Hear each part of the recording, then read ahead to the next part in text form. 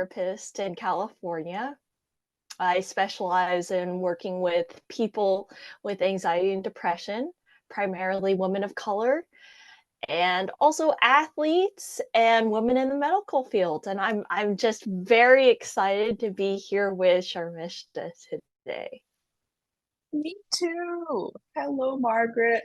So I'll just do a little intro for me. I'm Sharmishtha Gupta. I'm a licensed mental health counselor in the state of New York, which is where I studied and did my clinical years of licensure and training. And then I moved back to Singapore, which is my hometown. So that's where I am now. And I work with, I think we overlap in a little significant ways that I think we'll talk about today. I work with mainly women in their 20s and 30s. I do also do some adolescent work as well. I work with a lot of third culture kids, people who are sort of straddling different cultures and figuring out their own personal identities. And so anxiety, depression, self-esteem really show up as some of the major themes for me. And it's really rewarding work and really great to do it here now back in my home. So yeah, this is our first time having this kind of thing, this little Yeah. chat. And so I think the idea came really because we do have some overlapping sort of demographics, let's say, of Mhm. East Asian, Southeast Asian women, um, sometimes kind of more high achieving women, women who tend to have, yeah, anxiety show up in the forms of sort of perfectionism or overachieving. And so we wanted to just have a chat today about some of the sort of common themes that we see come up for women who are dealing with especially cultural identity struggles and anxiety and depression and how they show up uniquely perhaps for them. Yeah, yeah. And I think one of the things that we kind of talked about is how it can be a unique experience when you're balancing multiple cultures and how that really affects your mental health. And so from a personal standpoint, I was born in Boston, Massachusetts, and then I came to California for high school. And so I feel like that has kind of shaped the way I see myself as an Asian American woman and how other people see me. I think there's a big part of my own kind of maybe experience with internalized racism just because I grew up without a lot of um, other Asian peers. And so it was kind of unacceptable for me to express parts of my Asianness. It was better to assimilate, and that was kind of safer for me as a kid in Boston, Mass, and around the 1990s, and then coming to California, where in Silicon Valley, where it's a very high percentage of people who are of East Asian, Southeast Asian descent, and my expecting to fit in automatically. And then because I wasn't Asian enough, there added a layer to that sense of identity there. Mm-hmm. Yeah. Yeah. What when you say how people perceive you, I think I'm curious about what you've experienced in terms of how you might be perceived based on where those where you are, where you were, either in Boston Yeah, or in California. I think when there were some microaggressions that I would experience, like living in Boston. It was almost like, oh, your English is so good. And it's like, well, that's the only language I speak besides French. So what do you expect? You know what I mean? Yeah. And then things like that, and then like coming to California and kind of it not being natural to eat with chopsticks because that would be seen as othered kind of behavior. Mm. And so kind of and then now in my 30s I've gone to this place where I'm accepting those parts of myself and I take Mm. pride, but it's taken a very long time for Yeah. me to acknowledge and kind of integrate all those pieces, if that makes sense. Yeah. Yeah, that makes sense. And I think it sounds like there's so much externally that has also changed in terms of maybe people just being a little more aware, or that there's a little bit more kind of, I don't know, ways in which people have, you know, just culturally, societally, I think there's just been a little bit more awareness of even what microaggressions are, right? Of being able to sort of Sure. identify ways that people are othered or treated, badly, that aren't as like overtly racist as perhaps prior to that would have been a more black and white experience. Mhm. So yeah, Mhm. yeah, I think both the internal and external sort of changes can, yeah, makes Sure. total sense of like what you're describing of this evolution.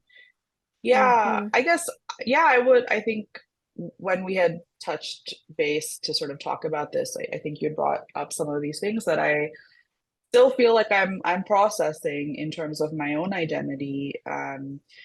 Like I identify as a third culture kid, which just as a Mhm. really quick definition is like somebody who grows up in a culture outside of their parents' culture, and so Mhm. you're not living within sort of the culture that your parents grew up in, and you're also not necessarily local or assimilated into the culture of where you're living. So it's really kind of Mm. common with some expat communities, some sort of like some of the communities that resonate with it are like military communities that move around the world, and people who move for Mhm. jobs, and then their families are growing up in that culture. So for me specifically, I was born in India, which is where my parents grew up. That's their home, that's their culture, that's like really easily their like ethnic racial identity. And then I grew up Mhm. in Singapore in an international school bubble. So I was never Mm. integrated into sort of Singaporean local culture. And so everyone I went to school with, we have some of those shared experiences of being either third culture kids or at least straddling a couple different cultures, and figuring out where we fit. And I think especially in school Mhm. years, that's you're already doing that as a human to sort of just figure out Yeah. who you are. Yeah. So when you talk about sort of the what you speak English so well, like I grew up in a school that was an English medium school in a country that was an English colony from a country that was an English colony. So English Yeah. is like my first language in every way. Even though my Mhm. parents tried to keep Hindi alive as my mother tongue. But when I Mm. went to college in California, I went to Scripps.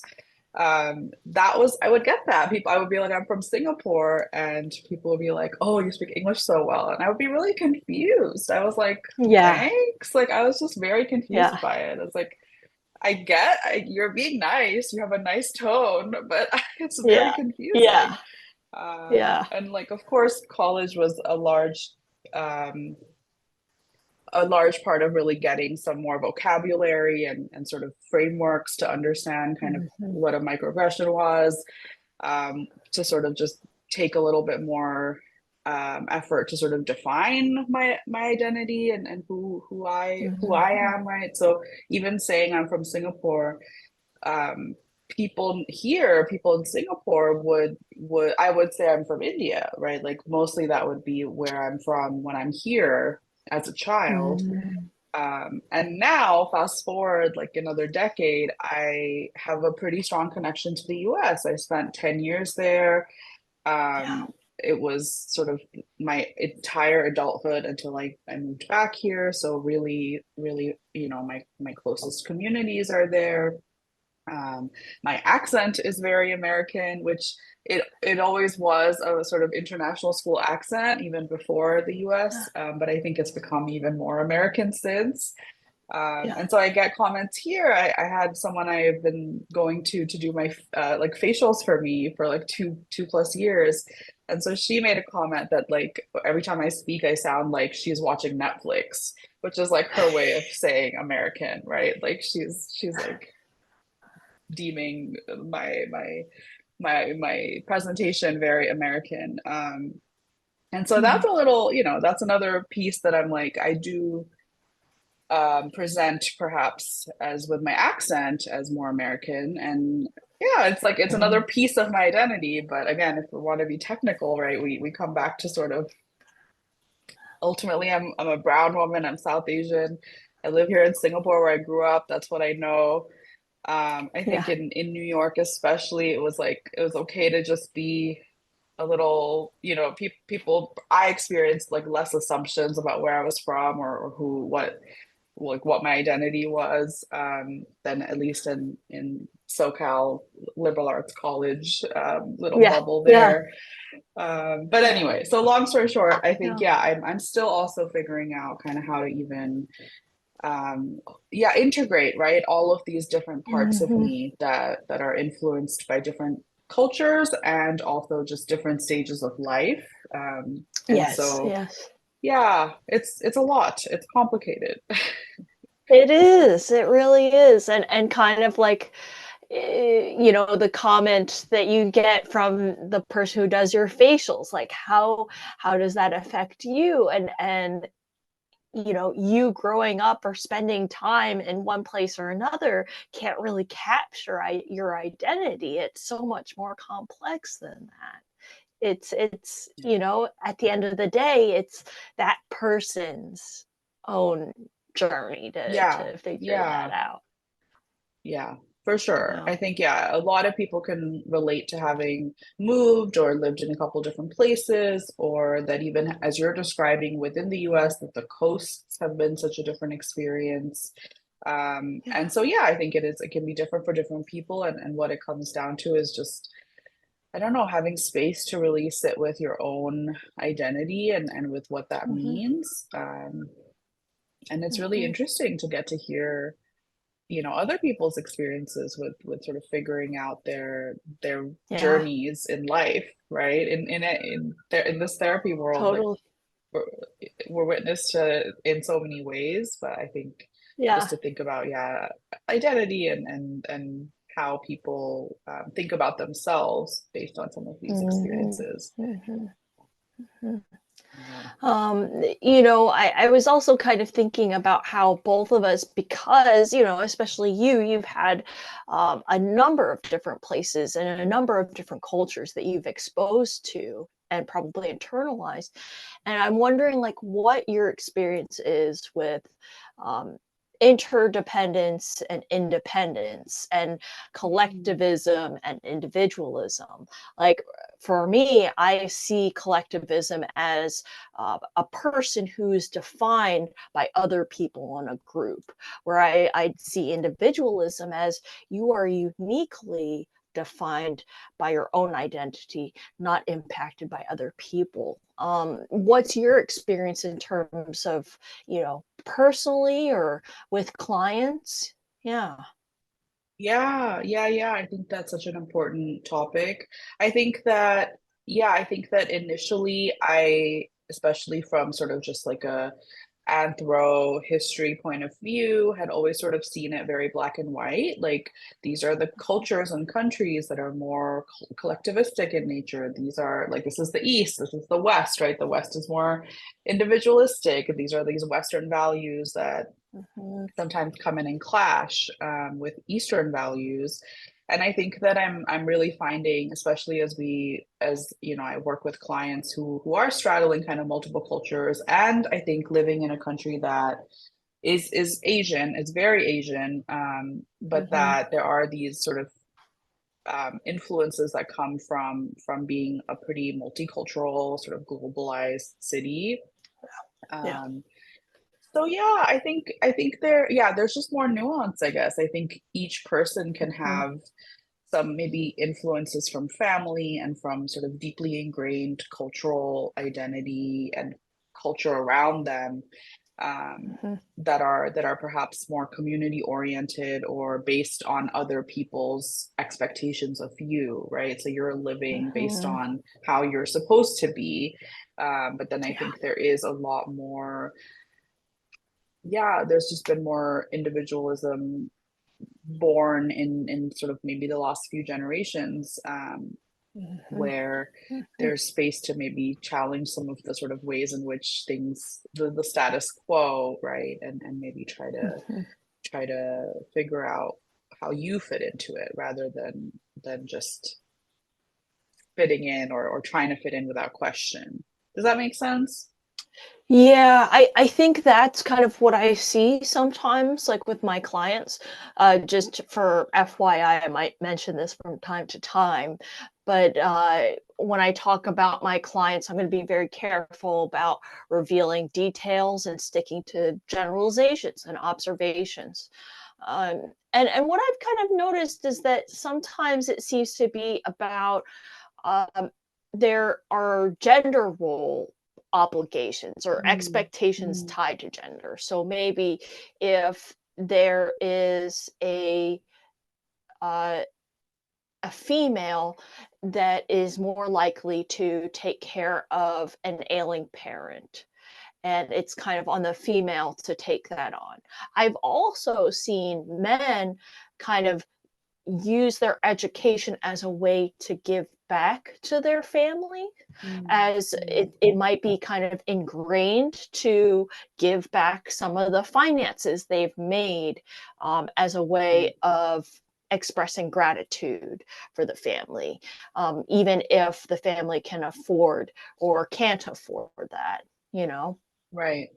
Right. The filial piety sort of idea of Yeah. that's an expectation or that's sort of yeah, like a really ingrained part of family dynamics to sort of to take care of your elders, to take care of parents, Yeah. even if it's, yeah, whether it's financial or otherwise. And yeah, I do think there are Mhm. these gendered ways in which the expectations are put on people, and it can be a bit of a tussle sometimes on kind of accepting perhaps that, right? Yeah, yeah, and oftentimes it's sometimes like there's this expectation that maybe multiple family members live together, and that's a way Mm, of kind of like sharing those obligations. And sometimes it almost becomes this emotional kind of baggage or this mm, emotional obligation, if that makes sense. Like kind mm, of mm, having that expectation placed on certain family members to take care of the anxiety that maybe mm. the parents or grandparents aren't able to express. Yeah. Yeah, totally. That it's not just down to support in the form of finances or even sort of caregiving in the more traditional kind of, ways. But yeah, I think the emotional, I think you put it really well, right? The like holding or taking care of the emotions. I think also when I work with clients that are coming to therapy and really invested in exploring their own stuff and figuring out how to cope better in life and just sort of manage all Mhm. the challenges in life. Um, Often some of the things that they're challenged by are their families, and a lot of those people are not going to therapy. That's still Yeah. something that's like stigmatized and Mhm. not okay to do, as I think some of the older generations are still just, it's they're, I guess they're dismissive of the significance of sort of mental health, anxiety, depression, that these are valid and real experiences that we have a lot more tools and vocabulary for than they did, Mhm. growing up or even as adults. So I think, yeah, with the Yeah. clients I work with, and I think especially what you're saying around having to hold and manage other people's emotions, it's Mhm. often that those people are not aware, or at least you know so often, right, they're the family members are perhaps dysregulated, or Mhm. acting out in ways that we as therapists or in this work might be able to see as emotional dysregulation, or things that they're Mhm. having. There's trauma that passes down generationally too, in these ways of how they treat their Yeah. family members, how they treat their children. Um so yeah, I think that, yeah, it makes me think of the clients that work so hard, but that they're struggling with issues that come from family that don't have the capacity, or don't have the knowledge, or don't have the awareness to really be able to tackle their own stuff. Yeah, yeah, yeah, and just to parrot that there's often this mentality of, just suck it up, you know, just move on. If we keep trudging forward, we're not Mm, held back by that past. yeah, Whereas really, yeah, in the upcoming generations, that baggage is definitely going to affect those future generations. And yeah, instead, it's like the it's almost like I don't know how to frame this articulately, but like almost like the privilege that comes with being the generation that can process, that has the ability to bypass the stigma of seeking mental health, mm, and kind of um maybe the parents or grandparents generation, they weren't in a position where they could slow down and look at these harder things because maybe they were in a fight or flight kind of state, or maybe because of their parents' generation, they weren't able to explore those deeper yeah, issues. Um, yeah.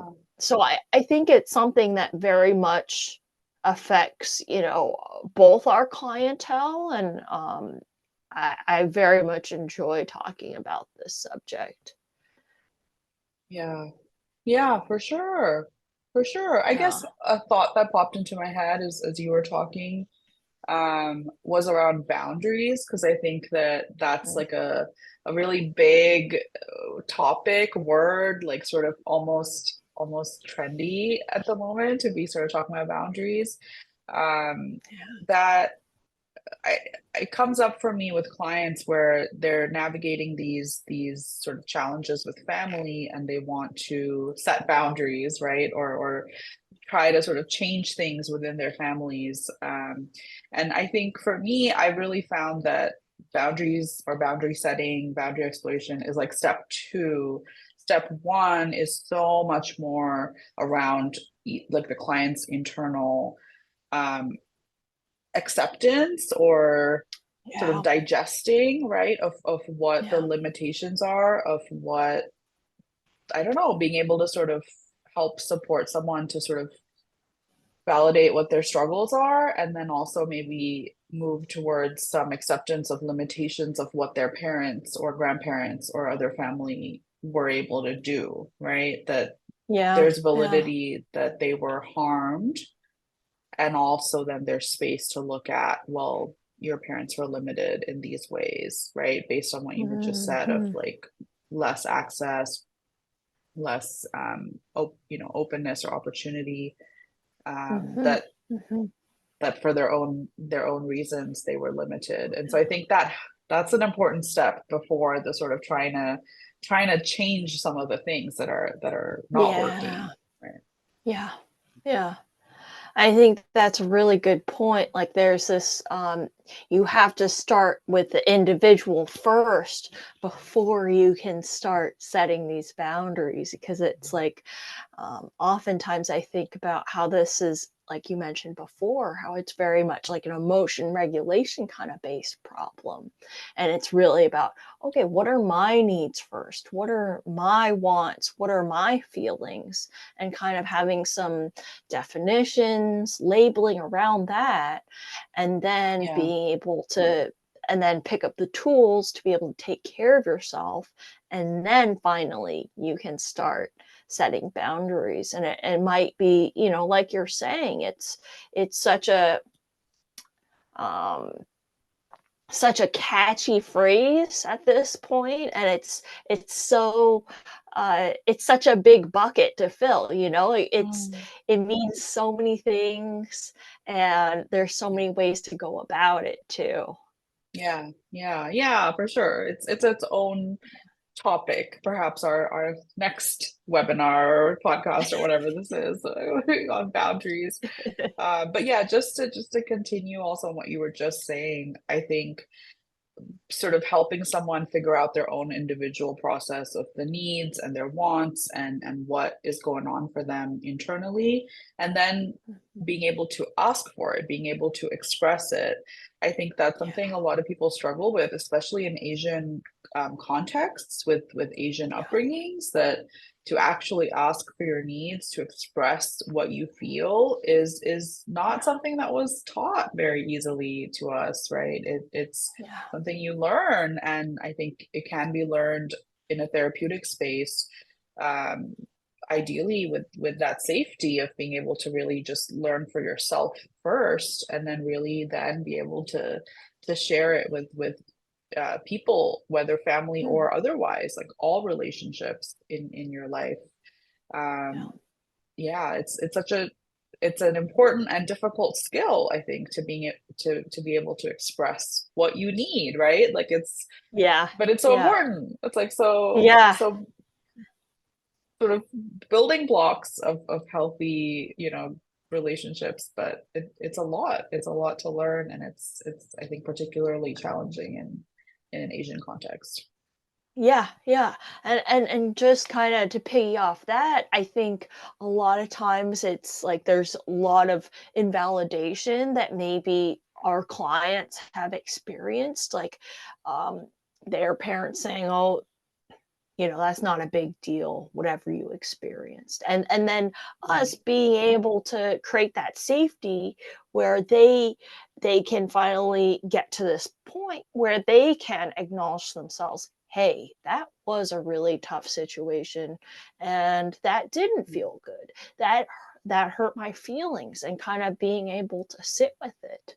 And that's kind of something that, you know, I feel like me personally, I've worked on too, just learning to sit with my feelings. And I really like the whole idea of using self compassion to validate your experience. Like, oh, somebody else in my situation would feel this way, even if maybe the parents or grandparents' narrative might be, oh, that's nothing, and kind of recalibrating that narrative. Yeah, totally, totally. Being able to maybe poke at, unpick some of the narratives that have been ingrained in us by parents, by our like adults in our lives who Yeah. you really take in as knowing you, as knowing the world, as your kind of models for how to navigate the world, and then yeah, as an Mhm. adult to feel sort of like so dissonant with your experience because a lot of Mhm. the message has been that it's, not a big deal, or like, or just not Mhm. understanding, right? That I think, especially when we talk about, Yeah. kind of growing up in a different environment perhaps than your parents did, whether that's generational or physically different, Mhm. that perhaps there's a lot of experiences that they just don't understand, and that therefore Mhm. they can I don't know, push away as something, well, I don't get that, and therefore no, I don't think it's a big deal, right? I think Mhm. as humans we Mhm. can do that really easily. Like, I don't understand this, so I'm gonna push it away and not look at it. Yeah. Yeah. Definitely. Yeah. Um, I'm wondering if you want to head on over to the topic of, you know, identity tied to parental dreams, and kind of what Mm, your thoughts are on that and how it mm, ties into culture. yeah, yeah, yeah. I feel like Yeah, that's just the title of that, identity tied to parental dreams, is so, Mm, it brings up sort of sadness for me. It's like I think I mhm, see it a lot with young adults, right, who are just sort of figuring out what they want to do in life, like not just work wise, mhm. but just the sort of space they want to take up in the world. Yeah. And I think that a lot of people I work with, and I think my own experience too is that there's like a very clear expected path. Like, this is what you should do. This is how you should um, pursue your studies. This is the kind of jobs that are, well regarded and acceptable. Mhm, That I think, yeah, my parents weren't as I think my parents had a lot less rigid expectations of me than other folks that I've gotten to connect with and clients I work with. But it's still there. I mean, it's there as sort of this yeah, this like anchor perhaps of like this, mhm, especially, I don't know, I think I'm jumping around to a few different thoughts, but I'll say mhm, them mhm, and you can pick one to not get us all scattered. But this yeah. idea of, I think that, like, let's say my parents have a particular worldview based on their particular experiences and their particular Mhm, paths in life. And so then their expectations of me were within that sort of framework, right? That there was this Sure. kind of some set expectations. And I think that me kind of following this path of being a mental health professional already strayed from that. It was Mhm, something quite like alien for my family mhm. to learn about as I went about the journey of figuring out that that's what I wanted to do. Um, Sure. but yeah, I think I work with a lot of folks who are at this, especially in your early 20s to mid 20s to beyond, that you're really sort of straddling. Mm, Here's what's been expected of me. Here's the paths I've been walking along that were the right ones. Like, I did what I'm supposed to do, and maybe I don't feel like this is it. Like, maybe I don't feel like this is mm, fully what I would like to do, right? Work wise or otherwise, that there are things that don't feel quite satisfying or meaningful or personally important. But, I'm checking the mhm, boxes. I'm doing the things I was supposed to do. So I think that's where there's room to really, yeah, have this conversation of how much of your identity and how much of your decision making throughout your life has mhm. been based on family expectations, specifically parents, perhaps. And at what point do you take a pause to sort of really check in with yourself, right? Of what is Yeah. it that you want? What is it that is important to you? What are your values? So I think, yeah, that work is really enlivening when I get to sort of work with people who have just followed Mhm. a path or just Yeah. done the right thing, but they're not Mhm. happy, right? They're not feeling Right. fulfilled. Yeah. Yeah. Yeah.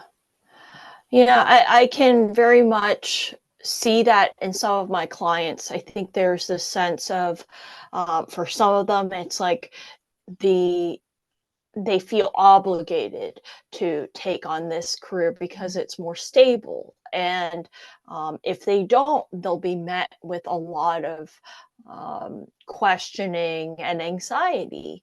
And that can be hard for anyone, yet alone someone who is trying to figure it out for themselves. And so oftentimes, what I see is like, okay, how can we get to a place where you feel comfortable in your decisions to go this path? And then later down the line, you feel comfortable being able to reveal that to your parents. And it's I wonder, sometimes I don't know if you experience this with your clients, but sometimes it's like there's this fear of disappointing, there's this Mm. fear of, you know, there's all the sacrifice that their parents and grandparents made, that they're not living up to that if they choose this uh, different path. And so that can be a heavy weight to hold, and especially if there might not be some understanding around it.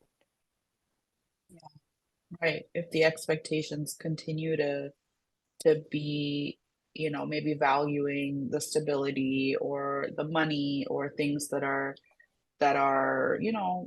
just valued differently or valued higher than perhaps Mhm. somebody's personal satisfaction. Yeah. That can be a really hard thing to then say, hey, I disagree, right? Or that Yeah.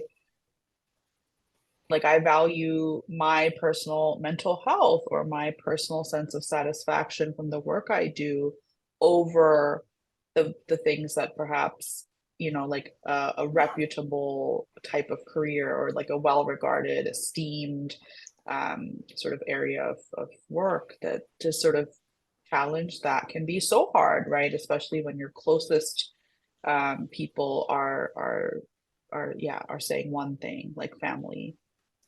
Yeah. Mhm. Mhm. Yeah. This also kind of makes me think about self-care and kind of how Mm, sometimes we've been taught that taking care of yourself is something that doesn't belong to us, and rather mm, kind of reframing it as it isn't a selfish feat, rather it's something that in order for you to be able to show up for other people, you've got to fill your own cup. And yeah. so I don't know what your experience with that is, but I find that that's a lot related to emotional regulation. And then if I can identify what I need, if I can identify what I'm feeling, then comes in line the taking care of yourself. Like, oh, it can be as simple. Self-care doesn't always have to look like getting your nails done or, you know, taking a trip The to spa somewhere day. Yeah. extravagant, right? It can Yeah. be part of self-care is getting appropriate sleep. It can be checking in with yourself when you need to um, eat a snack, or maybe it's taking space from, you know, an unhealthy coworker. It could be any of those things. And it's like, Yeah. yeah, it doesn't have to be this flashy, fancy thing. Yeah. Right. And absolutely what you just said of being able to identify your needs and express as well, is part of self-care, is giving yourself space and attention and understanding from yourself, right? I think that is Mhm. it's really important self-care.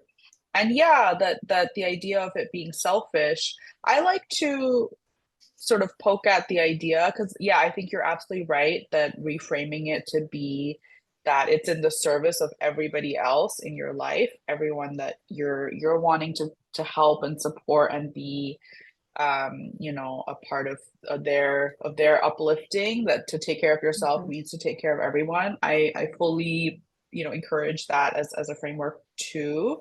I also think it's okay to call things selfish and to sort of own that.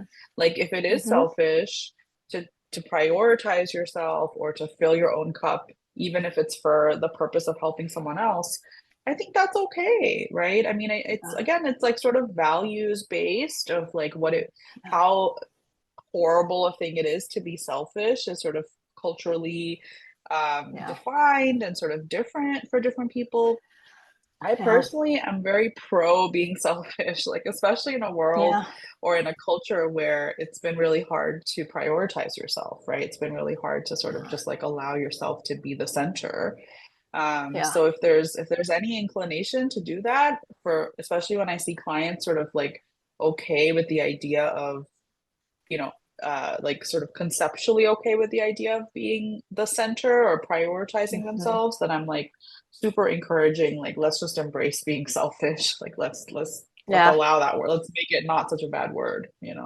Yeah, yeah. What a cool reframe, you know, that it's okay to be selfish. There's nothing wrong with that. Yeah, Yeah. yeah, It's a little yeah. semantics, right? It's like when people say that Right. things are childish, like Yeah. I remember this even in my counseling program. I think people would sort of say, okay, that's it's judgmental to call something childish. Like you might describe it as childlike, like that's softer. And so I think that yeah, fair. So maybe we just use the Mhm. word prioritizing self or centering yourself, Um, Yeah. but if what we mean is being selfish, then I think it's okay to like just let's, redefine the word to be more Right, positive. right, right. Exactly. Um, I don't know if you want to go into summarizing, but I feel like this was really fun, and I just really enjoyed talking about all these different aspects around mental health and how it relates to different subcultures, and East Asian, Southeast Asian culture. Of course, this doesn't just limit to these cultures. Oh, for Uh, sure. I think so many people resonate. I was sharing about this with someone here, that we were going to do this, and they're a white, ethnically white person, but they've like lived in Asia mhm, for a long time. They have a mixed, cultural, like mixed race, marriage, and mixed race children. And it's like, mhm. we live in a world that's pretty diverse, more increasingly diverse, and a lot of the ways in which people's cultures are coming together and clashing and aligning and sort of like Yeah. flowing, that, yeah, I think a lot of the things that we're talking about will resonate with a lot of different kinds of people.